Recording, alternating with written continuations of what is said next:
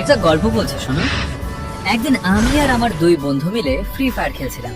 আমরা তিনজন স্কোয়াডে ছিলাম, আর চতুর্থ সদস্য হিসেবে একটি র্যান্ডম প্লেয়ার আমাদের টিমে যোগ দিল। ম্যাচ শুরু হওয়ার পর আমরা সবাই নিজেদের মধ্যে কথা বলছিলাম, কিন্তু ছেলেটি একদম চুপচাপ ছিল। আমরা ভাবলাম হয়তো তার মাইক বন্ধ, অথবা সে কথা বলতে পছন্দ করে না, তাই আর কিছু জিজ্ঞেস করিনি। ধীরে ধীরে ম্যাচের শেষের দিকে পৌঁছে গেলাম।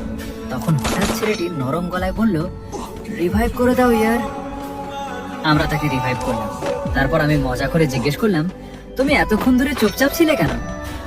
কিছুক্ষণ নীরব থাকার পর সে বলল, সারাদিন কাজ করি, পরিবারের দায়িত্ব, চাপ, তার উপরে আবার বন্ধুদের সঙ্গে সবসময় হাসি মুখ করে থাকতে হয়।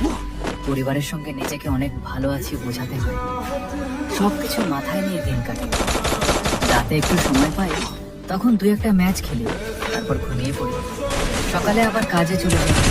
এভাবে দিন, সপ্তাহ, মাস কেটে যাচ্ছে। সে একটু থেমে আবার বলল, মাঝে মাঝে মনে হয় জীবনটা কত অদ্ভুত। নিজের কথা শোনানোর মতো কেউ নেই। মন খারাপ হলে কারো কাছে খুলে বলতে পারি। আর আজ দেখো, তোমরা তো আমার কেউ না, তবুও নিজের সব কথা তোমাদের বলছি।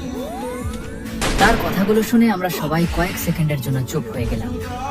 যে ছেলেটিকে এতক্ষণ একজন সাধারণ র্যান্ডম প্লেয়ার মনে হচ্ছিল, তার ভেতরে এত কষ্ট জমে আছে সেটা বুঝতেই পারিনি।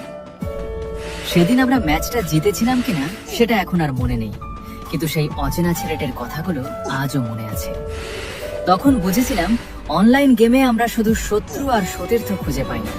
কখনো কখনো এমন কিছু মানুষের সঙ্গেও দেখা হয়ে যায়, যারা নিজের কষ্টগুলো বুকের মধ্যে লুকিয়ে রেখে প্রতিদিন লড়াই করে যাচ্ছে। হয়তো বাস্তবে আমরা আর কোনোদিন দেখা করব না, কিন্তু সেই রাতের কয়েক মিনিটের কথোপকথন আমাকে শিখিয়েছিল, প্রতিটি হাসির আড়ালেই একটা না বলা গল্প লুকিয়ে থাকতে পারে। হ্যাঁ,